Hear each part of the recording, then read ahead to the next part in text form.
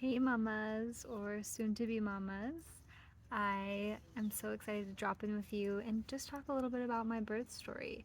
There is power in claiming your birth story. One of the first things I did once I felt recovered and felt good enough to journal was write down my birth story. And it really allowed me to take ownership of it and to claim it as my own and to feel my feelings and witness all that I went through and really just be able to hold space for myself a little bit more compassion because this was a wild ride. I mean, I had a beautiful pregnancy. Like no nothing, some might say like picture perfect. My midwife was like everything's great. You're like a model candidate to be pregnant. You know, awesome. Blew through the pregnancy, no problems. And coming up on 38 weeks, 39, 40. We get to 42 weeks and I'm not dilated at all, not even 1 centimeter.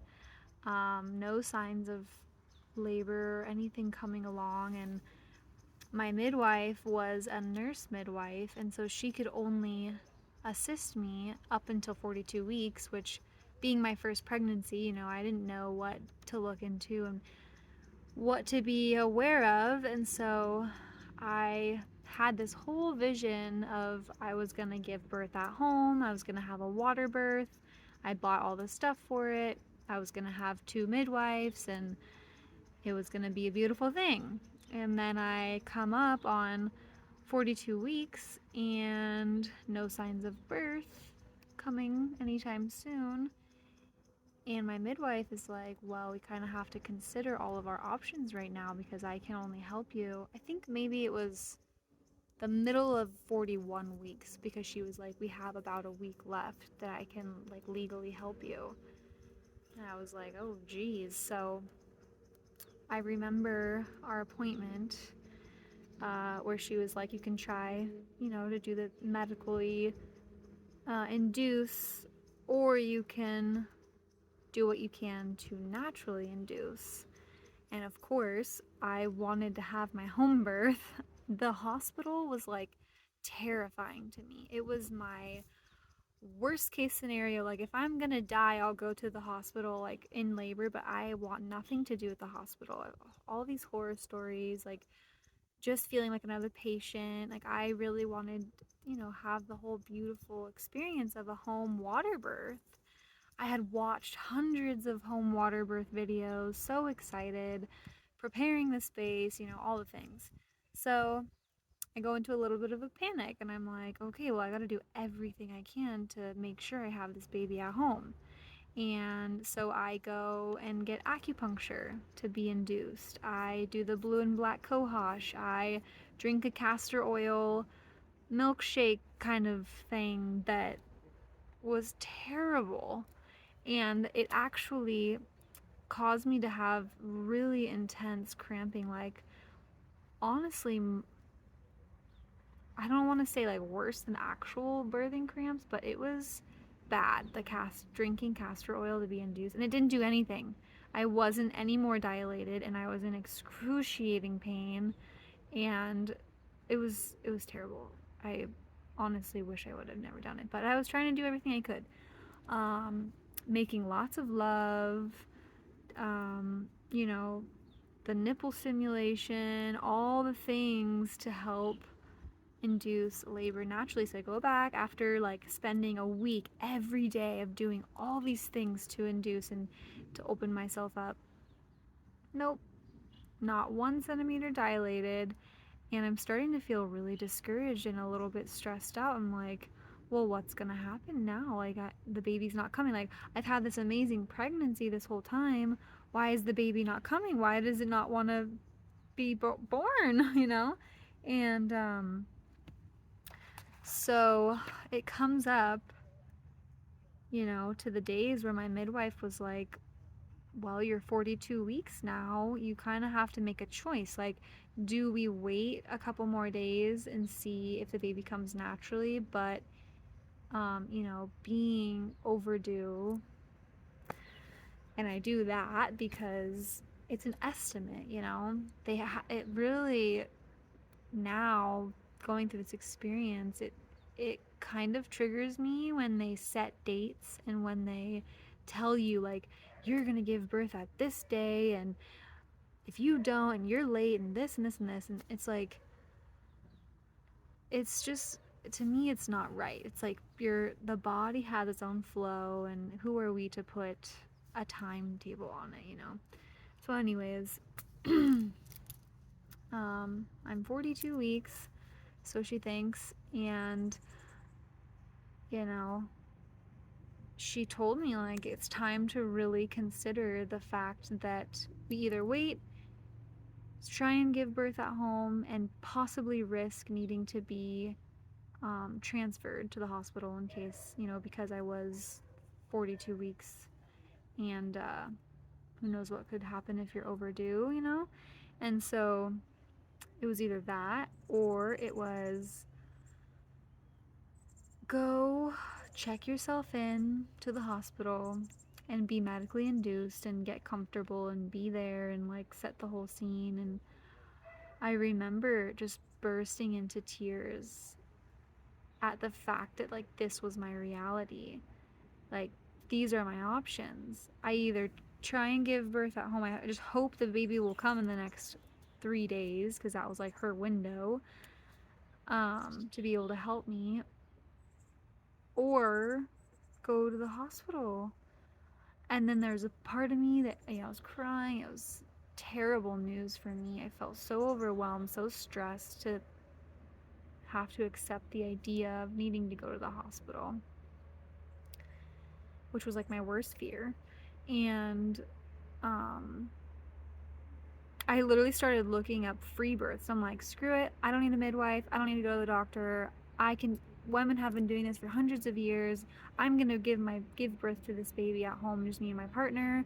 And then, of course, Google, the internet, horror stories of free birth when you're like 42 weeks, the things that could happen. Like, I wasn't educated. I had no idea what I was looking for, like risks or emergencies or any of that. So I was like, you know what?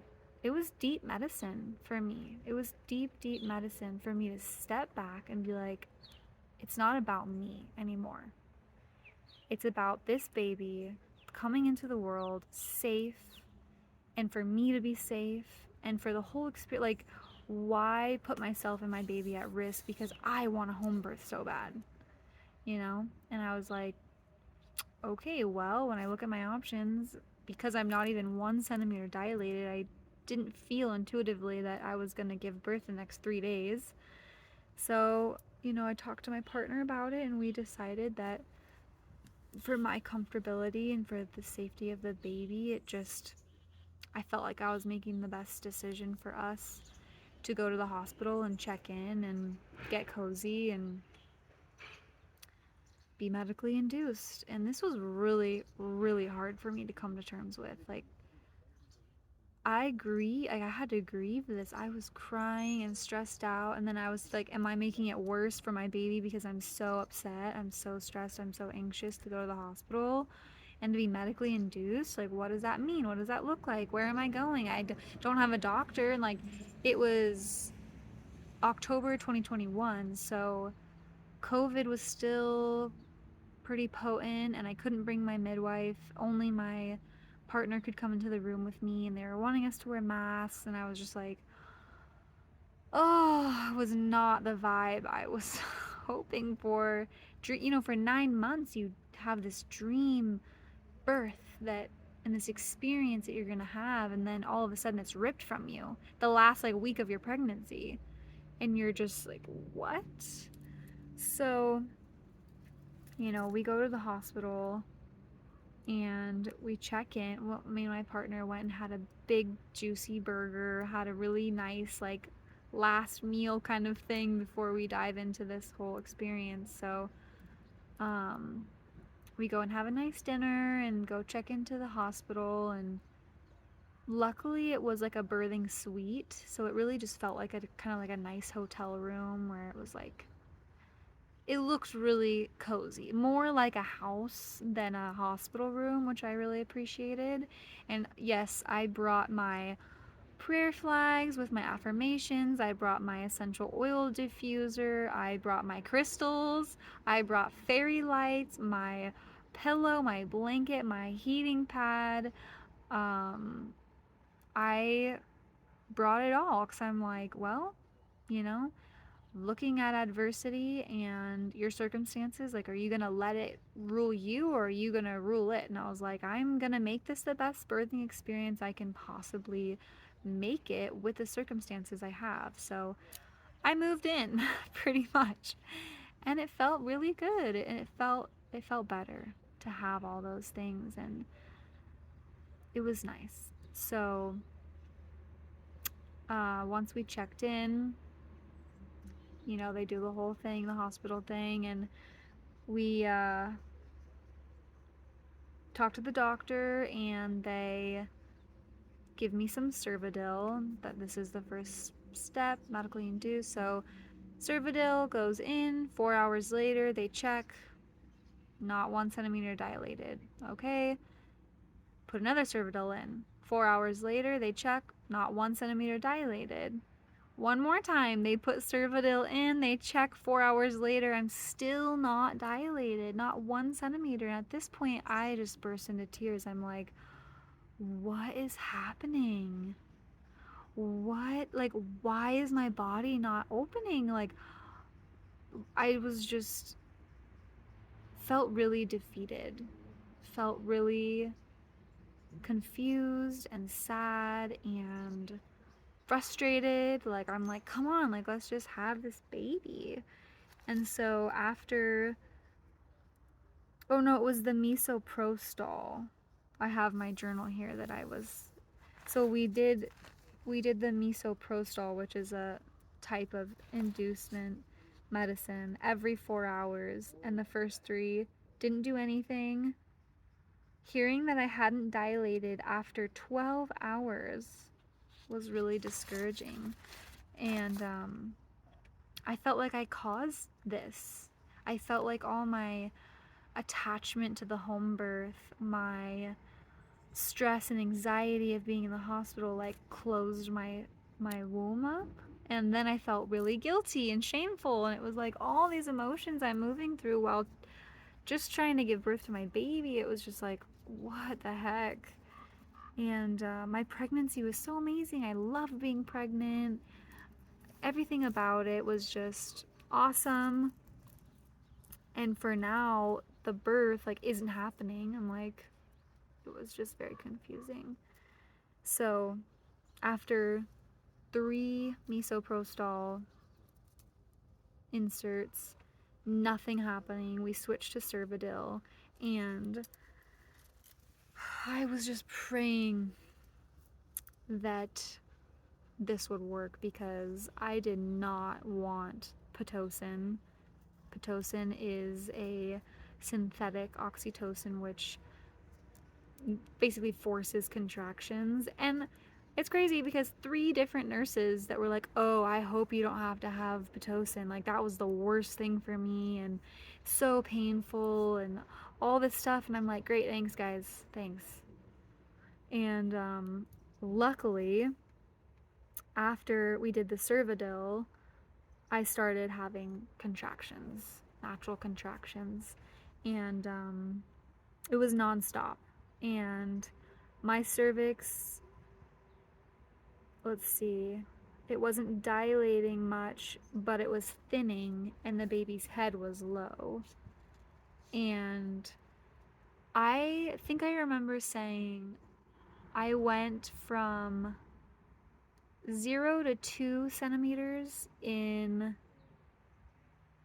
like 12, 14 hours, and I went from 2 to 10 centimeters in like 4 hours. So, like, once it happened, it just went. And yeah, constant contractions. And the thing is like, it's medically induced, so it's not natural. Your contractions are constant, your not really getting a break. I literally felt like I was gonna pass out, and I wasn't even like fully to 10 yet, 10 centimeters dilated. And I was like, if this isn't even like labor yet, I don't know how I'm gonna get through it. And I didn't want an epidural. I wanted to do it natural, and just it felt like everything that I had planned for my birth was going out the window. I felt so out of control, and this was the medicine of it all, right? To go with the flow and what's right for the baby and what's right for me. And so the nurse did offer me to have some pain medicine, so I accepted a little hit of some fentanyl. And when I had that, it felt like I could breathe for a second. I could actually lay on the bed comfortably, the hospital bed, and just breathe. Like, oh my gosh, these contractions were nonstop.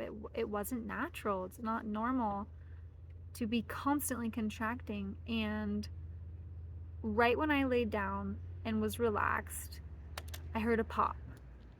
My partner also heard a pop. And I didn't feel much. I heard it, but I was like, oh yeah, weird. I don't know what that was. And he was like, did you hear that? Was that your water?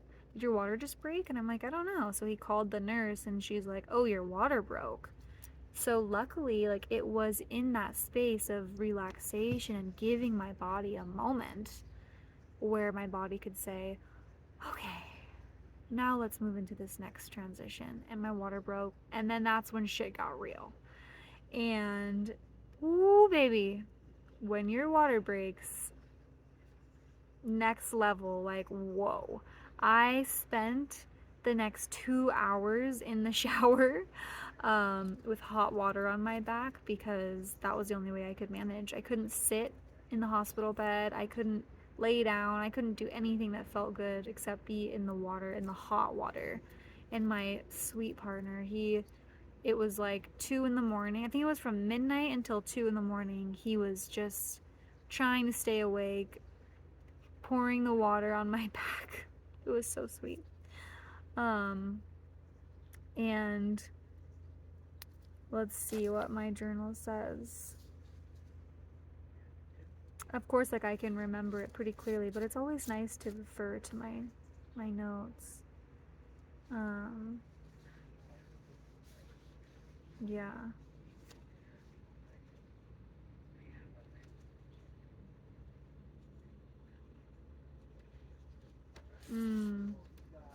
Yeah, I remember throwing up constantly. Like, I couldn't eat or drink anything. I would have some ice chips and then throw up. Have some ice chips, throw up. Have some ice chips, throw up. And I was like, get me in the shower, get me some comfortable environment. And yeah, so after being in the shower for 2 hours, the nurse was like, let's check where you're at. Let's see how far dilated you are. And she checks me, and she's like, whoa, you're at 10 centimeters. It's time to have this baby. And I was like, cool, awesome.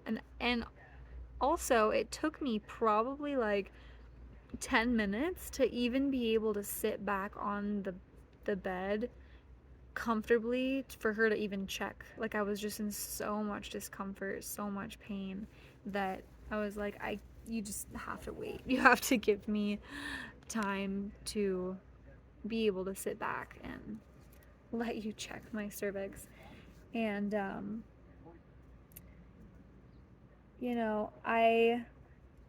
time to push. I started pushing on my hands and knees, because it's funny, like, when you have your first baby, it's like, for me, I was just thinking of all the stuff I read, the best positions, the most natural positions to give birth. And I was on my hands and knees, and I was like, this should be right, and looking back, I'm like, I wasn't really listening to my intuitive self. I wasn't listening to my body. I was just kind of forcing what I thought I was supposed to do. And the baby wasn't responding very well. The heart rate was low, and they were like, we can't have you in this position. And so I laid on my side and had my partner hold my leg up, and that was much better for baby and for I. And um, luckily, within 30 minutes of pushing, our beautiful baby boy, Azure, was born. And when I gave birth to Azure, the doctor actually said that I wasn't 42 weeks, because when you are 42, when you're past due, the the baby's skin like looks a little bit different, and there's typically more bleeding and all this stuff. He was like, I think that you were just coming up on 41 weeks or even 40 weeks, which was a lot to process as well, because I was like, um, I was frustrated, because I was like, oh, no wonder why my body wasn't wanting to give birth. It wasn't time yet. My body wasn't ready yet. And I've moved through so much guilt of like forcing Azure into the world when he wasn't ready and when my body wasn't ready. I felt guilty for putting my body through all of that stuff to get it to do what I wanted it to do, to give birth. Um, I felt so guilty to not, like, I felt like I didn't trust in myself and my body, and I let fear get the best of me. I let fear rule the circumstances. But at the same time, I was like, this is my first baby. I don't know. You just want to do what's best for your baby and for you. And when I really sit back with it, like, I know I made all the right choices for us and our family, but it doesn't take away of the feelings I felt about it. Grieving my home birth was so hard, and being medically induced, I don't even know what it's like to naturally go into labor. And luckily, like, I didn't have to have an epidural. Like, I did do it naturally, and that felt good, and I felt connected and authentic to myself and my body in that sense. But so much goes into the mental space of giving birth, and then like the stresses of being in a hospital and not having my midwife, and we just dealt with a lot. Like, my midwife was going to check the baby, when we got home, and I paid her as my care provider, and the doctors and people at the hospital are trying to tell me, like, you have to have a pediatrician before we let your baby go. And I'm like, well, why? My midwife is going to do all the checks for the next, like, month for Azure and for and I paid her to do that, so why do I need a pediatrician? I'm not going to go to a pediatrician. And they were like, well, we're not going to release him if you don't have a pediatrician, and we're going to call CPS if you don't do it. And it was like, I just had a fucking baby, pardon my French, and you're pressuring me to do all these things. And we had been in the hospital for like 3 days at this point, because trying to be induced and it wasn't working. So I think this was like our second or third night at the hospital. And after Azure was born, it was like 4 in the morning when he was born, we wanted to go home, and they were like, you have to stay another 24 hours for us to like watch him. And I'm like, why? I have a midwife that's gonna come right when we get home. And there was just so much, like, so many different people we were dealing with, and so much like control. And this is why I didn't want to be in the hospital, because I didn't want people controlling me, my baby, and telling me what I need to do. And that was really stressful. And we were like, my partner was like, cool, you want to call CPS? Go ahead. We're great parents. We have a great place to live. We have a midwife. I have a stack of paperwork that big with all the information from our midwife saying that we've had a midwife this whole time, that she's going to help us. Like, not like we're taking the baby to go live in a van with like no support or help from medical people.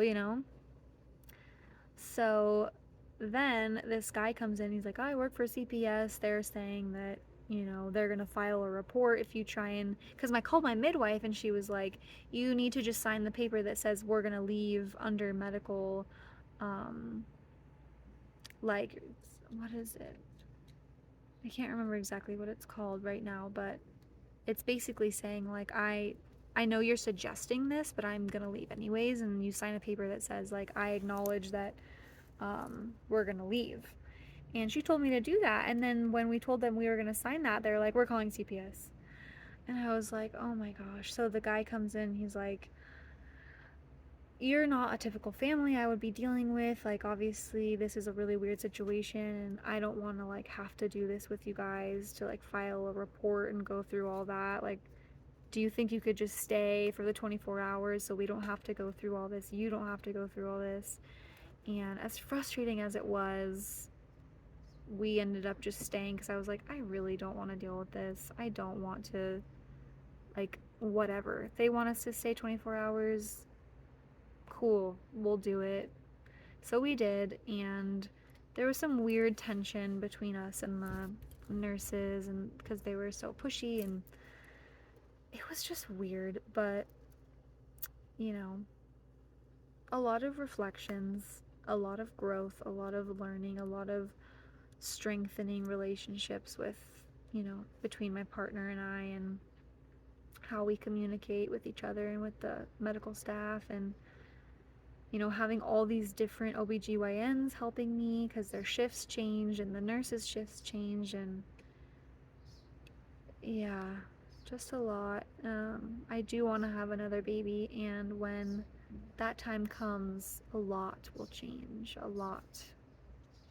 You don't know until you know. And this was my first baby, my first experience with all of this, and really I'm just blessed that my baby was born healthy and I was healthy, had a beautiful birth, was in a safe place, had people that could help me that were knowledgeable. I trust that the creator, God, whoever you want to refer to them as, this was what my birth experience needed to be. And I trust that. And knowing that has allowed me to really move through the guilt and the shame and the sadness and the anger and the fear and all that. It's like this was just what the path was supposed to be, and I honor that and I trust that, and I just know how to be better next time. And I wouldn't say better, I guess, but I just know more questions to ask, and who I want to work with. And also, when you work with a midwife, make sure you work with a midwife that can help you if you're past 42 weeks. That's like one of the biggest takeaways for me. So, like I said in the beginning, there's a lot of power in sharing birth stories, writing it down, claiming it as your own. And everyone is so unique, and with sharing our stories, we can really help other women and maybe offer some comfort or some more insight so that they don't have to go through the things that we went through. And if anything, I would love for my birth story to just be able to do that, like help another mama not have to go through the unnecessary hoops and struggles that I had to, because I didn't know the right questions to ask. So birth is so beautiful, and I'm so grateful to have had a beautiful, magical birth. Really, just my baby boy being here in my arms at the end of the day is all that mattered. And I survived. I'm here, I'm alive, I'm well, and I'm blessed. So